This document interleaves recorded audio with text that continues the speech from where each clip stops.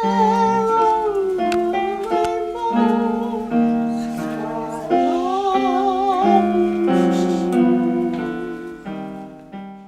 name's Eve from the Garden of Eve. What a lovely name. Isn't it a lovely name? It's true. Eve from the Garden of Eve. What is your name? My name is Sidney Gold. Sidney Gold. Yes. Royal Air Force for 4 years. Do a bit of pain, show them what I'm doing on film. That'd be nice. So what is your name? Jean. You know my second name as well? If you want. Jean Burnett. I'm a little bit on the deaf side, which at my age is not unusual. Yeah. Good. Yeah, just a closer. But what's just that? What is you start with? Yeah. So what's your name? My name is Diane Wallace, mostly called Di or Dee, and I can't do anything I'm called. I'm only too pleased to talk to people. Worked for a long time. I worked in a baker's shop. What was your favourite job? I think I liked it when I worked in the baker's. The bakery. After I got married, yeah. Oh, okay. Yeah. So. I worked in Selfridges. Oh, really? Before we got married, yes. Oh, the Selfridges in Oxford Town. Oxford Street. Oxford Street. Oh, That's going back a long time ago. You were 16. Terrible. What were you doing? 16. 16, I left school and I worked with my brother in a wireless shop. Radio wires. I worked for him, yeah. And I had my own shop then. Yeah, that's my deal. I had my own shop. And I got robbed there. They robbed me. Really? Yeah. Took all my stuff out of the shop. And I had nothing in the shop. I wasn't in the shop. They're very good in witchcraft. So I lost everything. They know So I went on the teaching camp, children, rubber but they're camp, very good in witchcraft. 45 years. So you were telling us when you were 16 that you wanted to get married. So did you find a lucky girl at that time then? No, I didn't. I wasn't looking for a girl at 16. I never got married till I was 24. So how did you know that that was the lady for you? Who? I didn't know. If I knew for me, I wouldn't have married her. What about being 16? What do I remember being that? I was a naughty boy. Naughty boy. With no money, with a lousy job. So like, with a lousy job in tailoring. It's when I was 17, 18 that it all started. It's all started. But the thing is, you can start when you're 16, as you are now. You can go to an agency and put in an application. They give you a form, you fill it out. It's just gone there. At school you went to, what sort of, what's the name, you've had education and all that on the form. You fill it out. And you send it in, or you take it in. If they accept you, they accept you. If not, you try another job. You mustn't give up. Because there's coloured fellas in there, they're very rich men. I'm telling you that. With your advice, I might be one of them one day. Monday. The East End in my day was a totally different country to what it is now and what it's turned out to be since. When I was a young boy, we all had visions of what the films used to give us to mix all the characters that we knew in those days.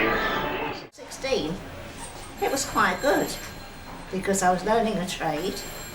I left school at 14. In my day, you left school at 14 years old. And I went to hairdressing and I was being taught to trade, which was very good. Eventually, I had my own shop.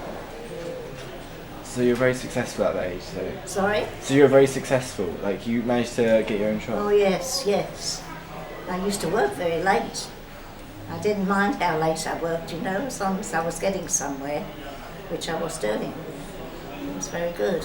There was a war on when I was 16 and it was terrible because all I had to do was go into shelters. So I didn't have a good teenage life. Did you make up for it after?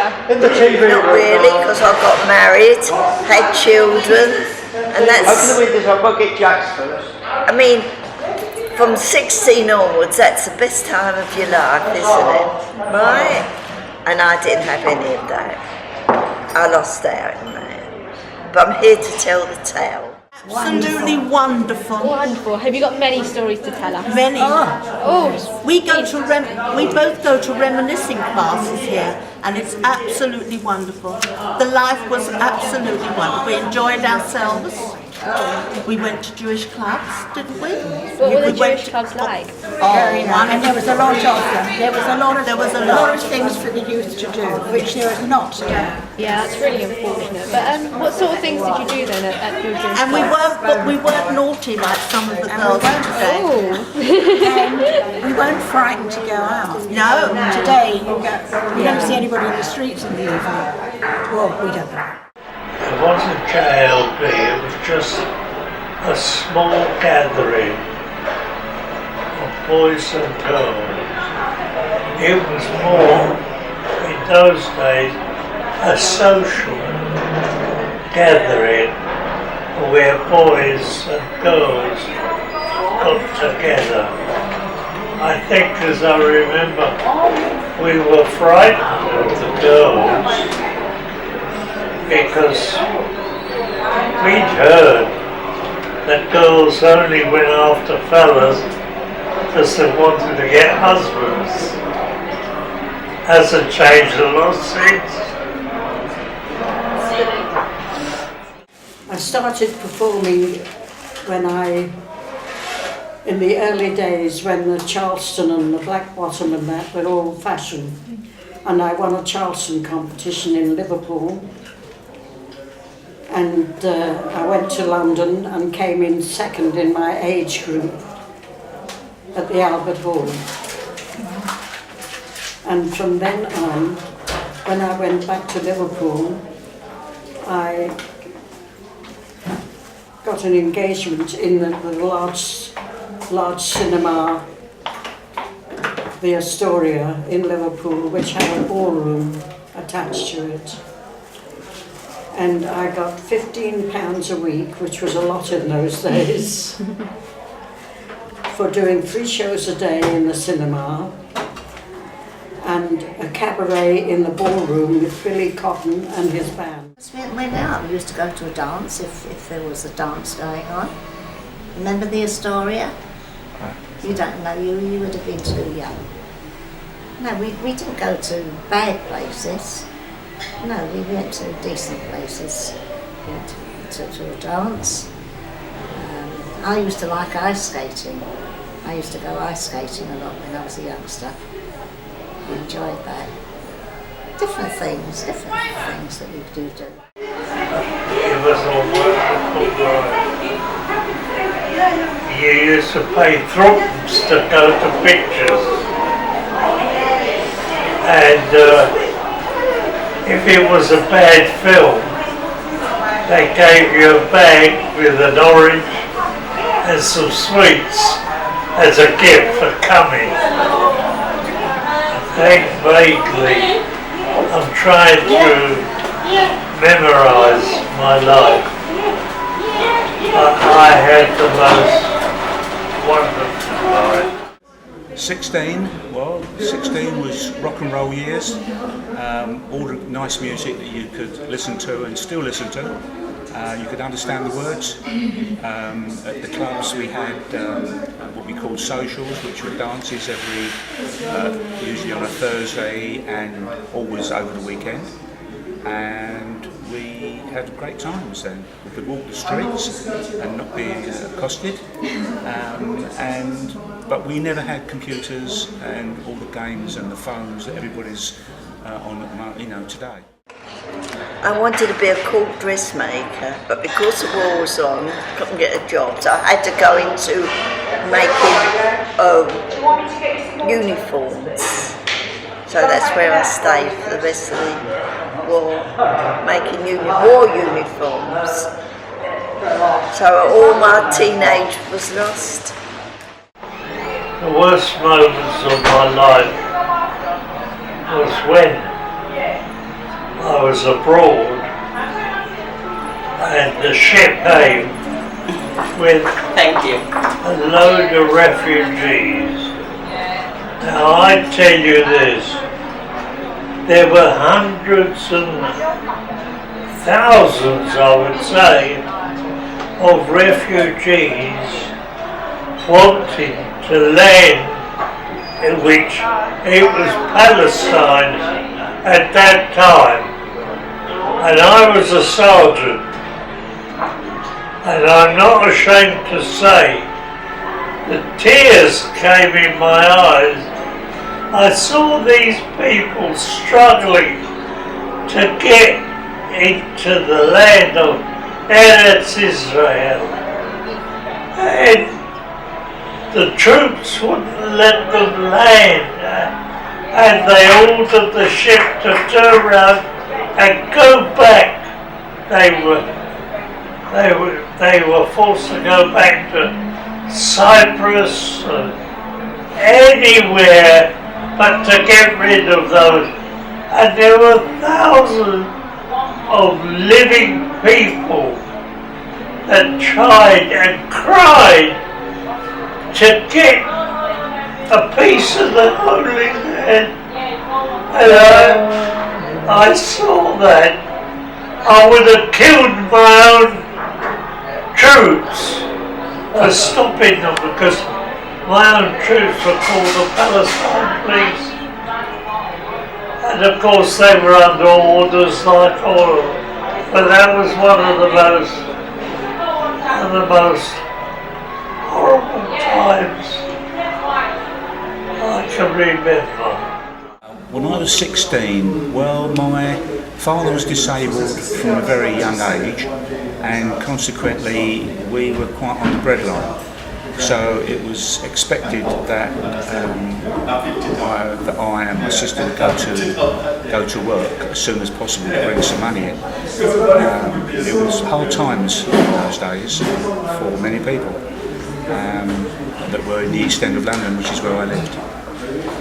So it was pretty hard, but at the same token we had great times because we were able to, I think, do more than some of the youth today, because we would make our own entertainment, and that was great in those days, which I think is missing today. But we had a great time. Played football every weekend, had socials, went to the club, met lots of people, and even today I know so many people from my youth.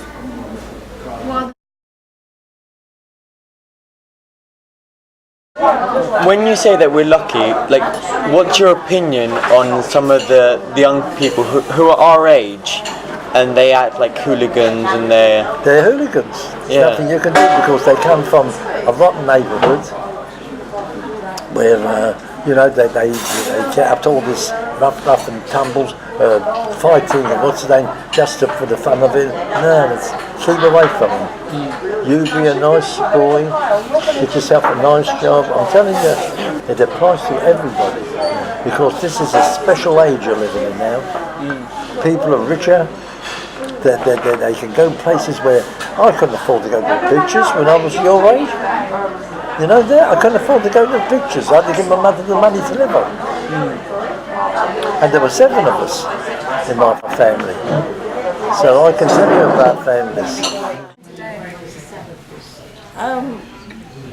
Well, they vary. Some are nice and disciplined. They don't like to be told what is right and wrong. They don't like it. I know they don't like it, but I have to tell them. I think it's better to be told straight away. No, that's not a nice thing to do. I would say so, not them. No, they don't. Keep it secret. Why? Who from? Oh yeah, I talk to anybody. Yeah? I talk, oh yes. We think that you are the most fortunate people in the world. You have today things that we never even dreamed of. We didn't know in those days about computers or telephones. Anybody that had a telephone in their house belonged to the Hoyker-Vensters. You know what he's saying, the Hoyker-Vensters? People are very rich. 16, whether you've been to college or not, if they think you've got brains, they'll take you away. You see, it's afterwards when you're there for about a year or two, then they can see in you whether you'll be with it or not. Because in that business, you can't see if you're in a few months' time. You've got to get the knowledge. And the knowledge is figures. I connect with them fine.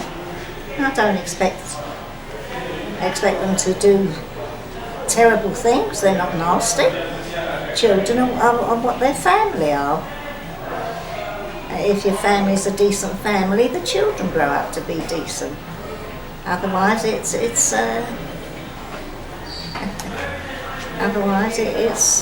just normal. I mean, show me someone that hasn't got a phone or a computer or a laptop or any of those latest gadgets. Everybody's got them. And you feel that you're outdone and you're hard done by if you haven't got any of these things. Whereas it's not important. You can really have a great time. In fact, I think it's been recently said that a lot of children, when they get all these toys, they end up playing with the boxes that they came in because they get more fun out of that, making things. And I know my grandchildren do. I get a big box and I cut out a piece and make it look like a stage or a television, and they make up their own commentaries and they get great fun out of that. So yeah, I think you do have it easier today.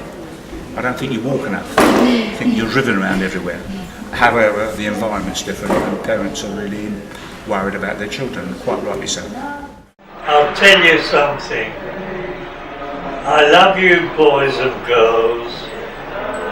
As a memory of mine, but I say this, the best thing I could wish for is that you enjoy your lives the way I enjoyed my life, and you'll be able to tell your grandchildren loads and loads of stories. We are wonderful. We are truly, truly wonderful. And the people of Israel, it is, I tell you, phenomenal. Like I said to you, I'm here because these people are taking care of me. I can't look after myself. I'm pleased that there are people here that do look after me. I think the youth of today are great. I just think this is a different era, and therefore perhaps I don't understand the youth, but from what I've seen of the youth, I think the majority are nice people, they're caring people, and I think they'll do very well for the future. But they have to remember that there are certain rules that they have to abide by in terms of looking after and caring for other people. But I think in general they do. I know what I want to be, but I want something with the men. I can't be bothered with the women. I must have work with men. Might go up and kill this man. You can tell the weeds, tell anyone you please. Myself already knows I'm playing.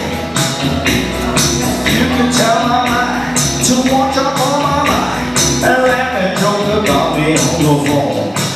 All the phone to my heart, achy, breaky heart. I just don't think it understands.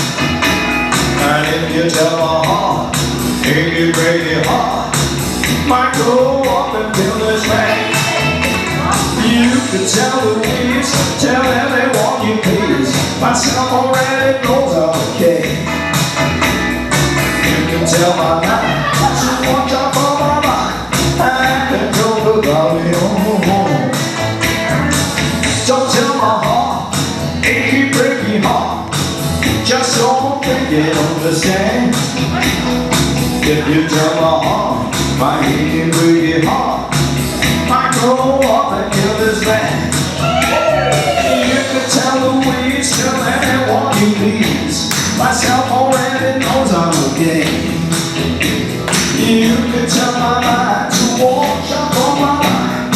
And then do the body of the phone. Don't tell my heart, achy breaky heart. I just don't think you understand. And if you tell my heart, my achy breaky heart, I go up and do this bad. Ooh, don't tell my heart, achy breaky heart, just don't think it understand. And if you tell my heart, my achy breaky heart, might go up and kill this man. Ooh, don't tell my heart, achy breaky heart, I just don't think it understand. And if you tell my heart, my achy breaky heart, tonight or tomorrow will be too late. It's now or never, my love won't wait. Just like a willow crying from the ocean, my heart was captured with sweet emotion. And your lips excite me, and your arms invite me. Now that you're near, my love is here at last.